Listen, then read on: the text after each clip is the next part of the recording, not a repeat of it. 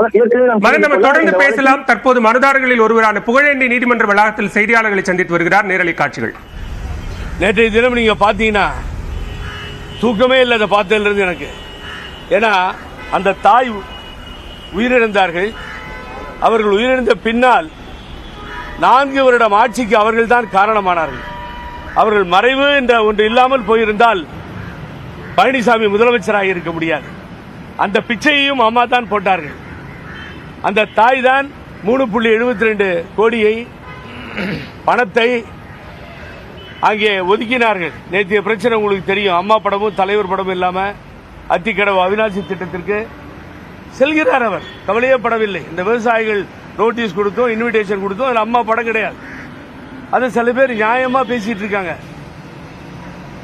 எனக்கு புரியவே இல்லை. பணம் ஒதுக்குன்னு அவங்க வித்திட்டது அவர்.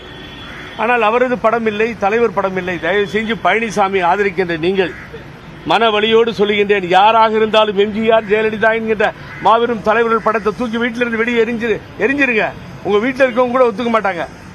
என்ன கேட்டீங்கன்னா எனக்கு எதுவுமே வேண்டாம், பதவி வேண்டாம், அதிகாரம் வேண்டாம், ஆட்சி வேண்டாம், எதுவுமே தேவையில்லை, எனக்கு அம்மா வேணும். புரட்சி தலைவர் எம்ஜிஆர், புரட்சி தலைவர் அம்மா வேண்டும். அதுதான் புகழேந்தி. அங்கேதான் நிற்கிறேன். இது எதை பத்தி எனக்கு கவலை இல்லை. யாரோ விவசாய சங்கம் நடத்துறாங்களா, பொதுவா போச்சா, இவர் ஐயா போனாரா, மாலையெல்லாம் சூட்டிக்கிட்டாரா, எல்லாம் நடந்துருச்சா. ஆகவே எனக்கு அது சம்பந்தம் இல்லைன்னு சொல்றது எவ்வளவு கோழைத்தனம். புரட்சி தலைவி அம்மாவை புதைத்தோமே தவிர அவர்கள் வாழ்ந்து கொண்டிருக்கின்றார்கள். உண்மையாகவே நிரந்தரமாக அவரது புகழை மறைக்க புதைக்க நினைக்கும் இந்த துரோகிகளுக்கு பாடம் புகட்டாமல் விடமாட்டோம். இது அரசியல்.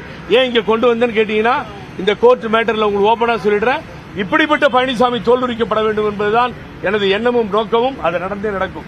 எந்த விலை கொடுத்து வாங்க முடியாது பழனிசாமி. கடைசி வரை நான் பார்ப்பேன், நாங்கள் பார்ப்போம், பார்த்துக் கொள்கிறோம். இந்த வழக்கில் உங்க தரப்பு வாதங்கள் சார், அதாவது என்னுடைய தரப்பு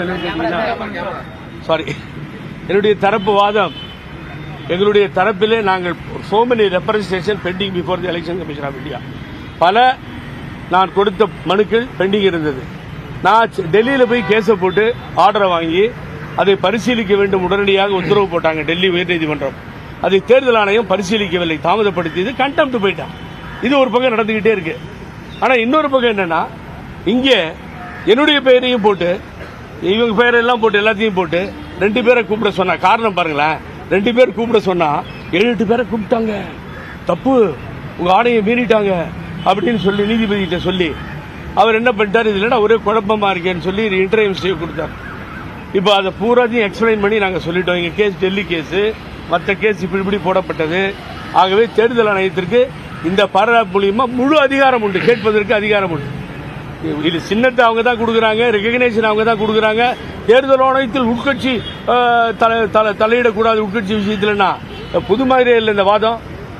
ஆகவே இந்த முறை ஏமாற்ற முடியவில்லை வழக்கு மன்றத்தை என்பதை இங்கே நான் பதிவு செய்கிறேன். தேர்தல் ஆணையத்தில் நீங்க என்ன முறையீடு செய்ய போறீங்க? இல்ல, தேர்தல் ஆணையம் 168 பேஜ் நான் கொடுத்திருக்கேன். மற்றவங்களும் அன்னைக்கு பூரா அங்கதான் இருந்தோம். நான் சூரியமூர்த்தி மற்ற அத்தனை பேரும் அங்கே இருந்தோம். அனைவரும் கொடுத்திருக்கிறோம். அத ப்ராசஸ்ல தான் இருந்துச்சு. அது முடிஞ்சது. ரிட்டன் ஸ்டேட்மெண்ட்டை மாறி மாறி கொடுக்க சொன்னாங்க. It was the stage. ஆகவே அப்படி நடந்திருக்கு. இப்ப அது முடிஞ்சிடும். தேர்தல் ஆணையம் விசாரணையை துவக்கும். விசாரணை முடிவில் நாங்கள் தேர்தல் ஆணையத்தில் வைத்திருப்பது சிவில் நீதிமன்ற உத்தரவு வரும் வரை நீங்கள் இரட்டை இலையை கொடுக்கக்கூடாது யாருக்குன்றதுதான். அதிலே வெற்றி பெற்றே தீர்வோம். நன்றி, வணக்கம்.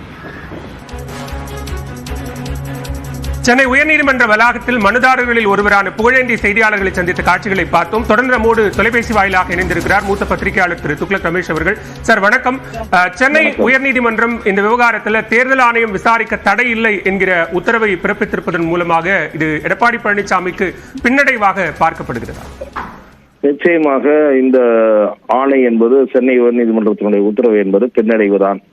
இரண்டாவது, தேர்தல் ஆணையம் இதில் விசாரிப்பதற்கு அதிகாரம் பெற்ற அமைப்பு என்பதுதான் சில மூத்த வழக்கறிஞர்களுடைய பார்வையாகவும் இருக்கிறது. நான் உரையாடிய வகையில் இன்னும் சொல்லப்போனால், அண்ணா திராவிட முன்னேற்ற கழகத்தின் ஆரம்பகால உறுப்பினர்கள் 1-2 பேர் இந்த வழக்கில் தொடர்பு இல்லாதவர்கள்.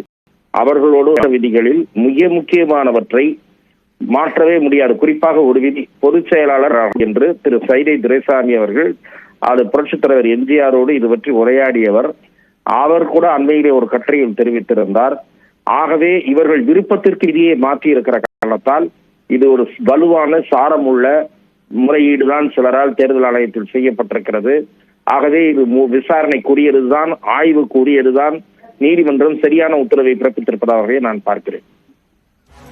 மிக்க நன்றி திரு துக்ளக் ரமேஷ். இணைப்பில் வந்து உங்களது கருத்துக்களை பகிர்ந்து கொண்டமைக்கு நன்றி. அஇஅதிமுகவினுடைய உட்கட்சி விவகாரம் தொடர்பாக தேர்தல் ஆணையம் விசாரிக்க தடை இல்லை என சென்னை உயர்நீதிமன்றம் உத்தரவு பிறப்பித்திருக்கிறது. இது தொடர்பாக தடை விதிக்க கோரி அதிமுக பொதுச் செயலாளர் எடப்பாடி பழனிசாமி தொடர்பில் தொடரப்பட்ட மனுக்களும் தள்ளுபடி செய்யப்பட்டிருக்கிறது. இது தொடர்பான மற்ற செய்திகளையும் நாம் தொடர்ந்து பார்க்கலாம் இடைவேளைக்கு பிறகு.